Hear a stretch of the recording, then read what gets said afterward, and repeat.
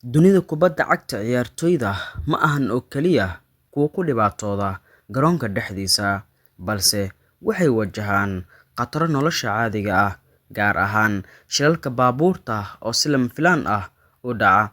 Sannadihii la soo dhaafay, waxaan aragnay xiddiga waaweyn oo ka badbaaday shilal xunxun, kuwaas oo u dhowaa in ay soo afjaraan xirfadooda ciyaareed ama xitaa noloshooda.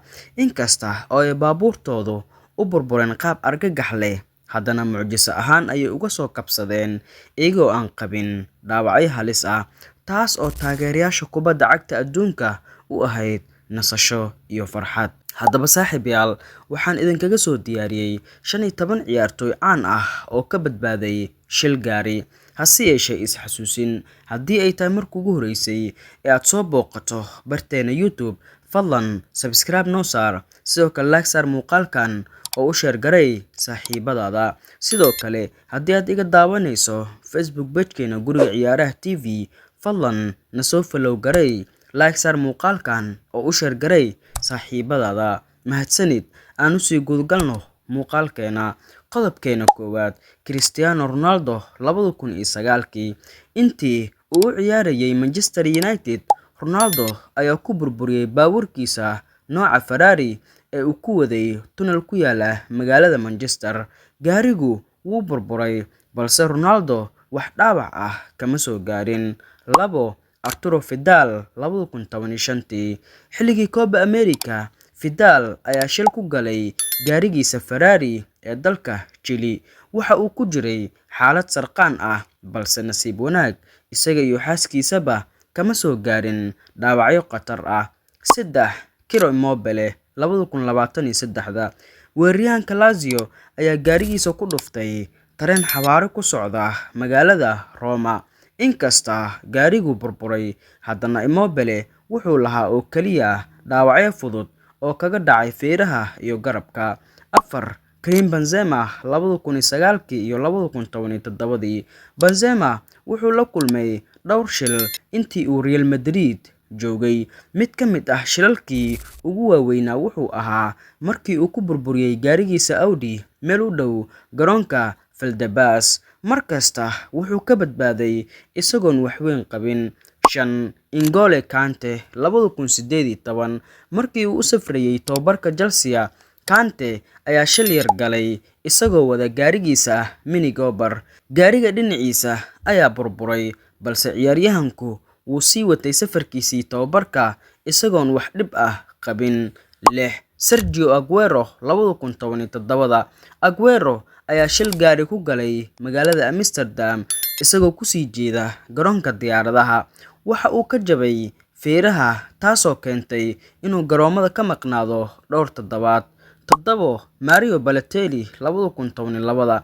Intii uu joogay Manchester City, Balotelli wuxuu gaarigiisa Audi ku dhuftay gaari kale oo ku sugnaa wadada. Inkastoo uu gaarigu burburay, haddana Balotelli wuxuu ka soo baxay isagoon wax qabin. 8. Nicolas Brentner 2009. Weeraryahankii Arsenal ayaa baabuurkiisa nooca Aston Martin ku rogay waddo ku taal Hertfordshire. Gaarigu wuxuu noqday mid gebi ahaanba burburay, balse wuxuu ka soo baxay isaga oo qaba kaliya xoogaa dilaac ah. 9. Diafra Sakho 2016. Ciyaaryahankii hore ee kooxda West Ham ayaa ku burburiyay baabuurkiisa Lamborghini ee qiimihiisu ahaa 200,000 oo pound guri ku yaala London. Gaarigu wuu jajabay, balse isagu wax dhaawac ah kama soo gaarin. 10. Carlos Tevez 2013. Wuxuu shil galay intii uu joogay Manchester isagoo ka dhacay waddo laamiga ah. Inkastoo gaarigu ku dhacay qashin qub, haddana Tevez wuxuu ka badbaaday isagoo nabad qaba.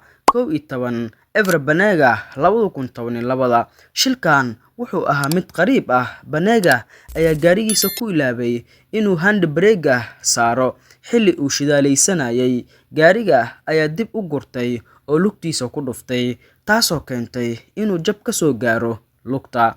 12. Wayne Rooney 2006. Rooney ayaa shil yar galay isagoo wada baabuurkiisa Cadillac Escalade.